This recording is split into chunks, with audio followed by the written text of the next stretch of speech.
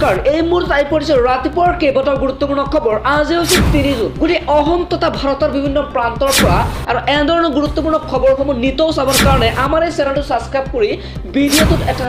like কৰি দিব আনহাতে যদি ভিডিঅ'টো পেজত চাই আছে তেনেহ'লে পেজটো ফ'ল' কৰি ভিডিঅ'টোক এটা শ্বেয়াৰ কৰি আমাক উৎসাহিত কৰিব ৰাতিপুৱাৰ প্ৰথম খবৰটো হ'ল এটা খুবেই ডাঙৰ খবৰ দেহত সংঘটিত হৈছে এক ভয়ংকৰ ৰেল দুৰ্ঘটনা উৰিষ্যাত সংঘটিত হৈছে এই ভয়ংকৰ ৰেল দুৰ্ঘটনা যাত্ৰীবাহী ৰেল আৰু মালবাহী ৰেলৰ মাজত সংঘটিত হৈছিল এক ভয়ংকৰ সংঘৰ্ষ আৰু এই সংঘৰ্ষৰ ফলতে প্ৰায় 233 গৰাকী লোক মৃত্যু হৈছে আৰু 900ৰো অধিক লোক আহত হৈছে বুলি জানিব পৰা গৈছে উৰিষ্যাৰ বালাসোৰত সংঘটিত হৈছিল এক ভয়ংকৰ ৰেল দুৰ্ঘটনা বন্ধু-বান্ধৱীসকল আৰু এই ভয়ংকৰ ৰেল দুৰ্ঘটনাৰ ফলতে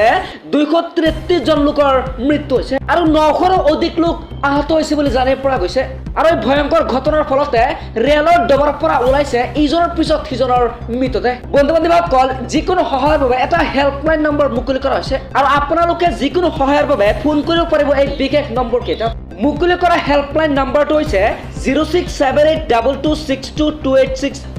লগতে বন্ধু-বান্ধৱীসকল মুকলি কৰা হৈছে আন এটা কন্ট্ৰোল ৰুমৰ নম্বৰ নাম্বাৰ দুটা হৈছে 033221435526 আৰু 22535885 আৰু উৰিষ্যাৰ বালাসোৰ কন্ট্ৰোল ৰুমৰ নাম্বাৰ হৈছে 0678226286 পৰৱৰ্তী খবৰটো হ'লে খুবেই ডাঙৰ খবৰ এবাৰ ৰাজ্যবাসীলৈ মাটিবাৰী সম্পৰ্কীয় আহি পৰিছে দুটাকৈ ডাঙৰ খবৰ আৰম্ভ হৈছে মিছন বসুন্ধৰা 2ৰ আবেদন নিষ্পত্তিৰ প্ৰক্ৰিয়া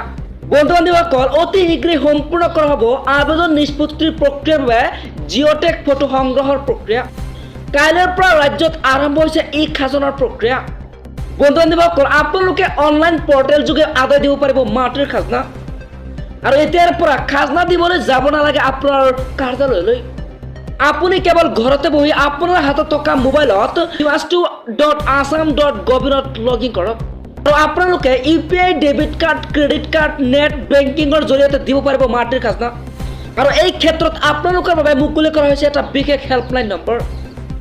আপোনালোকে যিকোনো অভিযোগ বা যিকোনো প্ৰশ্নৰ বাবে এই নম্বৰত যোগাযোগ কৰক নম্বৰটো হৈছে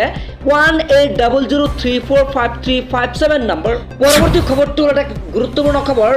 আজি হৈছে 30 জুন ছাত্ৰ-ছাত্ৰীসকল আজি ঘোষণা কৰা নহ'ব হায়াৰ ছেকেণ্ডেৰী পৰীক্ষাৰ ফলাফল গতিকে কোন তাৰিখে ঘোষণা কৰিব হায়াৰ ছেকেণ্ডেৰী পৰীক্ষাৰ ফলাফল আজি এটা শেহতীয়া খবৰ আহি পৰিছে সেৱাৰ ফালৰ পৰা এটা খবৰ আহি পৰিছে যে অহা 5 জুন সোমবাৰে ঘোষণা কৰা হ'ব পাৰে হায়াৰ ছেকেণ্ডেৰী পৰীক্ষাৰ ফলাফল আজিৰ পৰা সেৱাই আৰম্ভ কৰিছে বিভিন্ন ধৰণৰ ৱেবছাইট যিবোৰ ৱেবছাইটৰ যোগেদি ঘোষণা কৰিব হায়াৰ ছেকেণ্ডেৰী পৰীক্ষাৰ ফলাফল ছাত্ৰ-ছাত্ৰীসকল যদি কোনো ধৰণৰ সেৱাৰ অসুবিধা হয় তেনেহ'লে তোমালোকে 6 তাৰিখে লাভ কৰিব পাৰিবা হায়াৰ ছেকেণ্ডেৰী পৰীক্ষাৰ ফলাফল আৰু ছাত্ৰ-ছাত্ৰীসকল আজি সন্ধিয়া আমি কনফাৰ্মেশ্যনটো জনাই দিম গতিকে চেনেলটো ছাবস্ক্ৰাইব কৰি